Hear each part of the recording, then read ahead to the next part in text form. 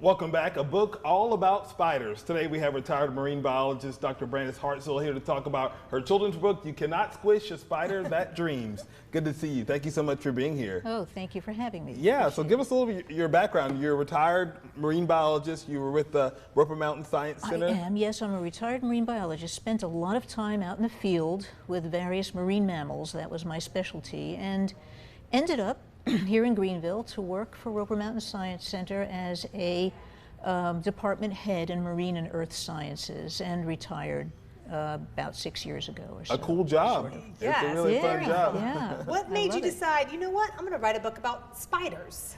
Well, the thing is that I had started a book about spiders in general about 6 years ago, right before retirement, and then I dropped it because I got interested in all the other things you do when you retire. Right. So I did that, and I dropped it and let it go for a while, came back to it because I'd read a little article about how a particular family of spiders, jumping spiders, can possibly dream, experiencing REM sleep, rapid eye movement, and that means they may be dreaming and sleeping rather than just resting. So that really intrigued that me. kind of changes things a little bit. Yeah. What about that was so fascinating to you? Because I think people are just so, they treat spiders like, you just want to get rid of them. Yeah. And so that dream element adds something to Right, it more certainly human, does. personable. Exactly. That's exactly what fascinated me, is the fact that now we can connect what we think of as a potentially human behavior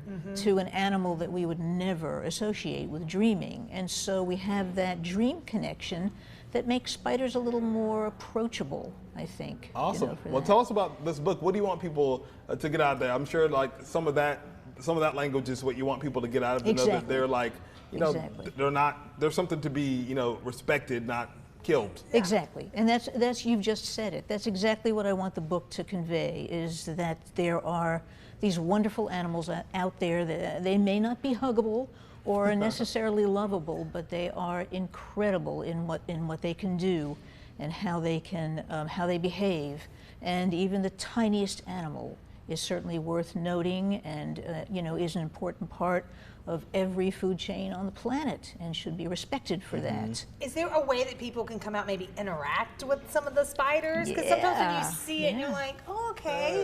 But tarantula still is a little hairy and creepy, but I like it more now. Well, here in Greenville, there's Roper Mountain Science Center, which is a wonderful place where people can come, the public can come and interact with various animals in different locations on the site. And one place is in Harrison Hall, where I used to work, and they have all the animals they could possibly have, including not jumping spiders, but tarantulas, larger animals that can be held and enjoyed, plus everything else you can imagine, reptiles, amphibians, and there's a farm to go to and interact with farm animals if you prefer.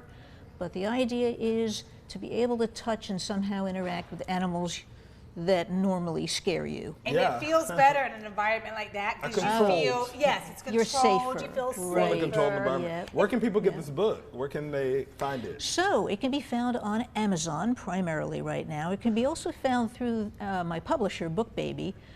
You can order it directly from their bookshop, but most people tend to order from Amazon, so it's there.